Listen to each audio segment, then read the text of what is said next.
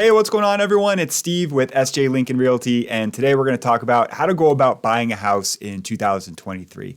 Now, for all of you that have been watching the news the past few months, you've been seeing things like prices at an all-time high, now prices are coming down, interest rates increasing, inventory levels at all-time lows.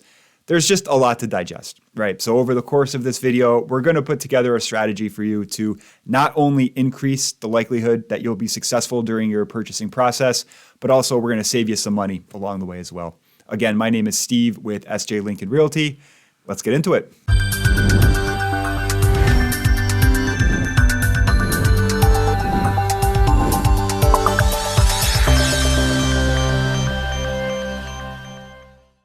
Not a lot of fluff in this video. A lot of what we'll be covering is actionable advice for you. Here's a roadmap for the time that we'll be spending together today. Once you've decided to buy a house, there is going to be some legwork on the front end I'm going to be looking for you to do. It's once you get through that part where you're going to start assembling your team of professionals. These are the people you're going to be relying on. So we're going to talk about how to find these people, who they are, and ultimately between all of the hard work you're going to be doing and your team that you've hired, you've put together, coming together is going to climax in you becoming a homeowner, which is exciting. I really hope you're looking forward to it. I'm excited for you. And before we get too much further in, we'll do a quick background on who exactly I am. So that's me, as mentioned in the intro. My name is Stephen Luttman with SJ Lincoln Realty of Ballston Spa, New York. I'm a graduate of Nazareth College in Rochester, New York, as well as the MBA program at the University of Albany. Professionally, I've had stints at a subsidiary of Goldman Sachs. I've spent some time in banking, both in retail branch management, as well as back office doing commercial debt restructuring, and also spent some time here in the capital region with a local real estate investment firm, which ultimately all led up to what I do today, which is obviously here at the brokerage, helping folks with buying and selling transactions here in the capital region, and also managing a rental portfolio that I've spent the past 10 years putting together. When taking on a project, oftentimes the first question is always, okay, but how do I get started? Especially with something as daunting as buying a house, how do you know what the first step should be? Where I want you to begin is by viewing your credit report. And there's a couple reasons for this. First and foremost, for some folks, this is going to be the first step, and it's also going to be the last step. Because if you're someone with, let's say, a sub 500 credit score, I want you focused more on improving that than I am on you buying a house. You're really going to struggle finding a lender to approve you for a loan if you are 500 and below. The other part to this is you might have an error on your credit report and you want to get that fixed now versus you've had an offer accepted on a property, maybe you've paid for an inspection, all of a sudden you find out there's some medical bill that showed up that isn't yours, maybe it is, maybe it's not, but it's showing as non-paid, and either now you can't get financing or your financing is going to be drastically more expensive because it's dinged your credit score so much. So I want you to start with viewing your credit report. Best place for this is going to be annualcreditreport.com. I believe this is free once a year. You don't want to be, and here's one caveat, you don't want to be constantly pulling your credit report because the more times you pull it, there is a slight reduction in your score because it's showing up as someone's trying to access your credit. So don't be doing this every week. But however, if you feel pretty confident that you're ready to start the home buying process, this is a great time to do it. So again, that's annualcreditreport.com. I do believe it's free once a year, and you really want to take a look at that because if there's anything you can get cleaned up now, it's going to save you a bunch of money because the better your credit score, the more affordable your financing is going to be in terms of a lower interest rate. So start there. Next is going to be a little bit boring, but you want to do it now versus kicking the can down the road. You got to start pulling your personal financials. And what do I mean by personal financials? I want you to find, let's say, 2 to 3 years of your most recent tax returns. It's one of those things where someone gives you something and they say, hey, make sure to hold on to this for your records. And we typically don't, right? We kind of just put it off to the side. This is one of those times where if you are one of those people that actually hangs on to things when people tell you that you should, it's going to be very beneficial. So I do want you to track down 2 to 3 years worth of your tax returns. I do want you to find, let's call it the past month of your pay stubs. So you want to have those, from ADP or wherever you might get them from. But let's say 1 month of pay stubs. Where is your down payment coming from? And if it's coming from a savings account, whether it's a checking account, maybe it's a combination of both, try to line up, let's call it 6 months of bank statements for that particular account. And there's a reason we're doing this. It's not to be a big pain in the butt, but we want to do that. Lenders are going to want to see this. And when you're applying for financing, typically you've probably had an offer accepted.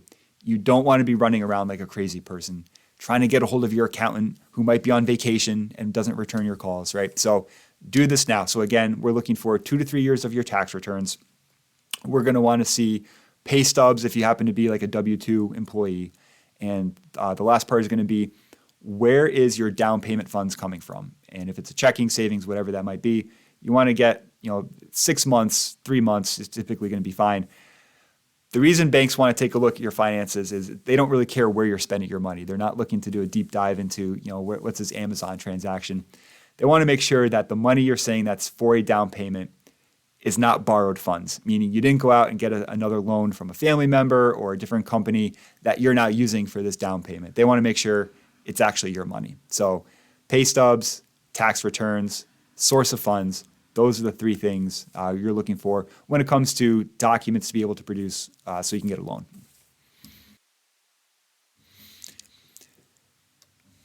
So you've had a chance to review your credit report. Everything seems to be in line, and you've gone about gathering your personal financial statements. Let's now talk about why we're here.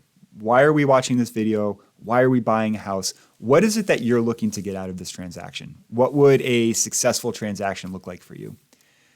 Do you want to be closer to work? Do you want a large amount of acreage at your property? Are you looking for something that's a fixer-upper, or are you looking for more something that maintenance-free? What do you need out of a property? If you're someone that came to me and said, Steve, I'm looking to live in Saratoga County. I need X amount of square footage. I just don't know what particular neighborhood or what style of home I'm looking for. That's plenty of information for us to get started. On the other hand, if someone came up to me and said, hey, Steve, I looked at this really cool condo down in Albany. I'm pretty interested, but there's also this farm up in Wilton I thought maybe we could go take a look at. And also, what do you think about multifamily investing? Do you think that would be a good fit for me? You haven't had a conversation with yourself as far as what you're looking to get out of this. You're too early in the process. You need to sit down, write out a checklist as far as what's important to you, because that's just too broad. That's not good enough. So once you're able to narrow it down a little bit, that's when you can start relying on people like your real estate agent to kind of not necessarily steer the conversation, but at least educate you as far as what options are available based on the criteria that you have. Next, and this is going to be super important, there's going to be different parts of this video that I'll say, oh, this is really important, pay attention. This is one of my favorite parts. This is kind of important. There is free money out there if you're willing to take advantage of the different programs and do a little bit of research. Now, the site that we're on right now, I don't know too much about them. I'm not going to say this is the gospel when it comes to the aggregate list of free money that's out there, but Affordable Housing Partnerships put together kind of a aggregated list of available grants that are out there. This particular part of the conversation is going to be Capital Region specific. A majority of the video kind of appeals to the broad spectrum of folks. This is very Capital Region dominant. There is grant money out there available if you're willing to go through the different application processes to get it. The one I'm keying in on here, the Federal Home Loan Bank, the Homebuyer Dream Program, this is going to be the most common one.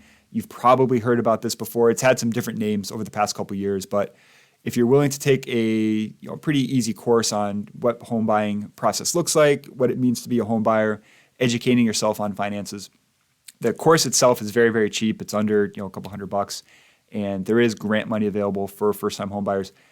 Absolutely look at this. And these different programs, some of them are going to be for lower income folks. Not necessarily the case with the Homebuyer Dream Program. I believe the last time I checked for households, 1 to 2 people that make upwards of, I believe it was $70,000 would qualify. So if you're a single person looking to buy your first house and you make $50,000, $60,000, last time I checked, I believe you would qualify for this. So definitely something worth exploring. Again, free money. If you've watched any of my other content before, I love going after free money. So again, this particular site I found pretty helpful over the years. It has kind of just a large list of different options within the capital region. I'm not saying it's the best. Maybe you found something different, but this covers all different areas, Schenectady, Albany. There might be something up in Saratoga County as well. But yeah, a lot of it is going to be for lower income folks, but not exclusively. So definitely give this a look. And once you get further down the path, once you've linked up with your team, ask them, see if they're familiar with any additional grant programs that might be available. Because I've said it before and I'll say it again, free money is hard to come by. And if someone's offering it to you, definitely jump on that. So that's what did I do here? So that's the backstory on free money. So explore grant money that's available, because if it is free, it's going to be worthwhile to put in the effort to go get it. So now you're really starting to have some traction. You've narrowed down-ish the type of property that you're looking for. You've explored grant programs that potentially might offer some down payment assistance or some grant funds. Now it's time to lighten the load on yourself, because up until now, you've been doing everything yourself. And going forward, that's not the case. There are 4 main players that you're going to be bringing on your team. These are people you're responsible for hiring. It's going to be your attorney, your real estate agent, your home inspector, and your lender. You are responsible for bringing these people on board. And when it comes time to interview people, this is the rule I want you to live by. It's the rule of 3. You do not hire anyone without interviewing at least 3 different parties. And the 2 parts to that are fit and cost. Fit being, just because you drive down the highway and see 3 billboards for a real estate agent doesn't mean that they're going to be the best fit for you. They might not have the time, or they might not be maybe specialized in the type of property you're looking for or the location. You need to interview more than one. And also, it's going to be cost. You might speak to an attorney that you really like, but they might be 3 times the cost as what a traditional attorney to handle a real estate transaction would charge. So fit and cost are the 2 main aspects to this. You need to interview at least 3 people per category. And again, that's attorney, agent, home inspector, lender. And if you get 1, maybe you get 2 out of those 3 or 2 out of the 4, and you say, Steve, I'm having a heck of a time finding, building inspector. I've talked to people. No one's really blown me away. I don't really know, do I go with, just Google reviews? How do I solve this? If you're really impressed with, let's say, your attorney, my experience is that high quality people typically don't work with bums. Reach out to your attorney. Say, hey, I'm glad we're going to be working together. I'm having a tough time finding a building inspector. Is there someone that you would recommend? I guarantee you that they do. And that should be one of the people that you interview. So if you are able to find at least 1 or 2 of the 4, which I suspect you should, this is not rocket science we're dealing with here. You do need to get on the phone, so you do need to have a little bit of confidence to be able to pick up the phone and call people. I don't love the idea of just exchanging a couple of emails. You don't get a feel for what kind of person you're bringing on board. So I'd love it if you got on the phone, or heck, even arranged an in-person meeting. Agents, lenders, definitely are always willing to meet for coffee. Building inspectors, maybe a little bit less so. And attorneys, their hourly is so high that you probably wouldn't be able to line that up. But certainly when it comes to lenders and real estate agents, we're always willing to meet with coffee. So in-person is great. Phone is next step down. And again, if you can't find someone, but you are really impressed with someone else, rely on that person. Overwhelmingly, they'll be able to steer you in the right direction for to completing your team. And again, all of these people you're hiring, they all work for you. So make sure whoever you bring on not only is a good fit with everyone else, but make sure that they're on board with what your goals are and what you're looking to get out of this purchase transaction. So now we're really coming down the home stretch here, because you've done a great job lining up everything on your end. You've assembled a fantastic group of professionals to help you on the transaction. What does a purchase actually look like, though? And this is going to be probably most helpful for the first-time home buyers out there, or maybe you haven't bought in a house in a while. But what are the mechanics behind an actual transaction? So you've gone out, you've looked at some houses, and you found one that you love. So you and your agent are going to put together an offer that you're going to sign, and that goes over to the seller. Typically, there's going to be a little bit of back and forth. Maybe that takes a day or 2. Ultimately, you come to terms. At this point, this is when your attorney steps in. So the contract goes to the seller's attorney. It also goes to the buyer's attorney. In New York State, which is where I live, you do not have a firm purchase agreement until the attorneys have given it their blessing, which means if you're a buyer, you want to get through attorney approval as quickly as possible, because you don't want, in a competitive market, someone else swooping in. Even though you have your contract, you think you're good, someone else swoops in at the last moment with a better offer. So once you get that signed contract, you want to get it to your attorney immediately. The attorney is going to review it, make sure they're comfortable with all the terms within, and then once you get that attorney approval, that's when you're going to start scheduling your inspections. So You don't need to frantically run around because you've already lined up your inspector. So you're going to say, hey, Mr. Inspector, this is my time frame for inspections. It might be a week long. When can you fit me in? You're going to do your inspections, and one of two things are going to happen. Either they're going to say, house looks great. Typically not going to be the case unless it's some kind of a new build. But typically, they're going to raise concerns or raise some thoughts with, different things in the property. If it's small, either maybe you let it go, or if it's something larger, that's when you're going to start negotiating a potential either reduction in sales price or credit. And the reason this comes up is because let's say you're touring an old property, and when you went through, you noticed that the roof was sagging.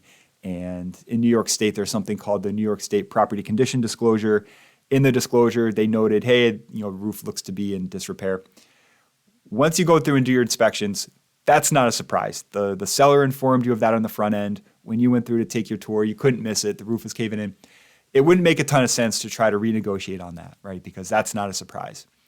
If, on the other hand, you went through and the inspector said, I'm not in love with how this, let's say one of the foundation walls might be a couple degrees in. I'm not in love with that. You might want to spend some money buttoning that up.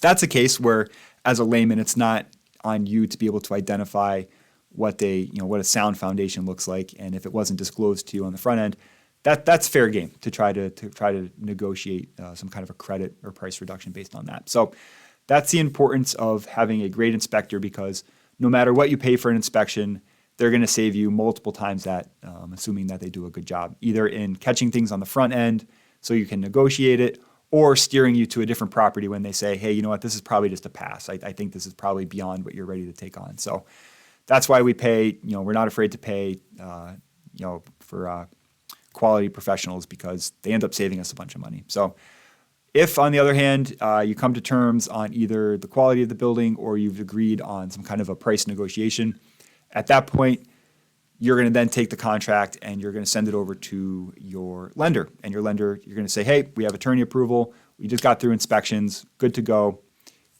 The lender is going to go out and take the contract from start to finish. So the moment you have your offer accepted to the moment you're a homeowner, we're typically looking at somewhere in the 45 to 60 day range. Okay. A lot of that gap is going to be due to things that the lender needs to take care of on their end.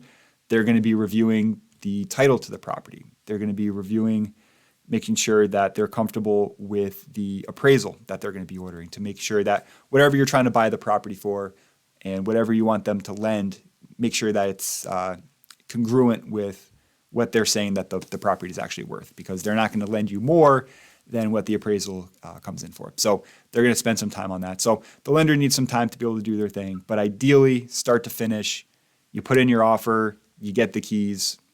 We'll call it sub 60 days. You should be able to get this done.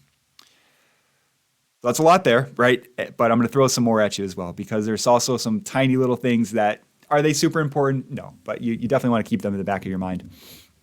You will not be able to close on your property without homeowners insurance. And I didn't include homeowner insurance agent on the team because they don't have a ton to do with this, but you could. I could have added them as a fifth member to the team, but essentially you need to have homeowners insurance before your lender is going to let you close on the property. They are not going to be lending hundreds of thousands of dollars for you to go buy a house that isn't insured, right? So typically a week or two before you close, you're going to need to provide what's called a insurance binder. Essentially, you pay for a year of insurance up front, which is going to be typical for New York State. You pay for the first year up front.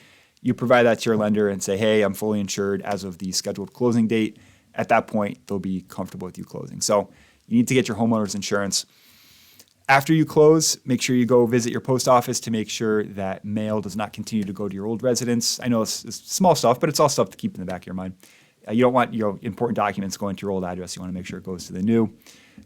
Whoever takes care of your trash, so whether it's going to be someone like County Waste or Twin Bridges, you don't want any gaps in service, because as a new homeowner, you don't want trash piling up at the new crib. That's no fun. So yeah, I would reach out to them. Probably not before you close, but maybe the day of or the day after, just to make sure there's no gaps in service. National Grid, whoever takes care of your utilities, definitely reach out to them after you close. Hey, there's a new owner in town. Need to get everything switched over into my name. Again, the reason we do this, to eliminate gaps in service, because Imagine moving into a house and all of a sudden you don't have power. It's kind of a bummer. So don't let that happen. And last, I'm surprised, I don't know if a lot of people do this or not, but you typically want to have the property rekeyed. Because just because you get the keys at closing doesn't mean that there's not another set kicking around, or maybe, the homeowner kept it, or maybe a family member had a separate key, whatever. But it's such a small thing to have the property rekeyed. You might as well do it just to be safe. You can do it yourself. I would recommend doing that. But again, just swing over to Lowe's and pick up a few new locks. Easy breezy. But just all things to keep in the back of your mind, right? This isn't major stuff, but stuff that home buying is such a all-intensive process that sometimes your mind can kind of skip on other things. So some minor stuff to keep in the back of your mind, but all helpful just the same. So that's going to wrap it up for home buying in 2023. If you do have questions on the video, which I hope that you do, where I want you to send them is the comment section of this video. And the great thing about doing this is A, I love comments. I like to know that people are watching it and that they enjoy this. But B, if you have the question, maybe I skipped over something, or I talked a little too fast and I didn't explain something the way I should have. If you have the question, I guarantee you other people are thinking the same thing. So go ahead, drop it in the comment section, and I give you my word that if you drop in a question, I'll definitely answer that. So thanks for watching. If this is something you thought was good and you got something out of it, what I want you to do is I want you to subscribe to one of the social platforms. And I'm always going to steer you to Instagram. That's the most active of the platforms, but you can also find me on YouTube, Facebook, LinkedIn, Instagram. They're all going to be SJ Lincoln Realty. But again, if you really want to get a taste for what kind of goes on here, Instagram is going to be the platform I'm going to send you to. If you thought, wow, this is actually really good, I enjoyed the content, I got something out of this, I'd like to continue to keep up with what Steve has going on, consider subscribing to the Expected Returns podcast. That is my podcast, comes out roughly twice a month, and it's finance, real estate related. Episodes tend to be 10 to 15 minutes in length. But again, that's going to be the Expected Returns podcast, and that's on all the major podcast platforms. And if you're more of a reader, I got something for you too. Head on over to sjlincoln.com/join. That is the site where you can sign up for the newsletter. Similar, it goes out twice a month-ish. And keep in mind, there's no charge for this. It's a free newsletter, and we don't sell any of your information. So if you go over to the website, you'll plug in your email address and just who you are. But outside of that, you'll start receiving roughly twice a month the newsletter. And again, that's going to be heavily real estate/finance focused. If you loved it, if you absolutely love this video, which I hope that you did, I really hope that you got something out of this. Always the best possible thing you can do is either become a client or pass my name along to someone that ideally in the capital region, that's looking to help with some type of real estate transaction. So whether it's buying or selling, perhaps they need to rent a house for a period of time, or maybe you or someone wants to become an investor. I love working with investors. I love being an investor. But that's always going to be the best possible thing you can do for me, because that's how I keep my lights on, right? That's how we keep producing content and keep mouths fed, if you will. So again, if you thought it was good, consider subscribing to one of the social platforms. If you really got something out of this, sjlincoln.com/join. That's how you can sign up for the newsletter or the podcast, the Expected Returns podcast.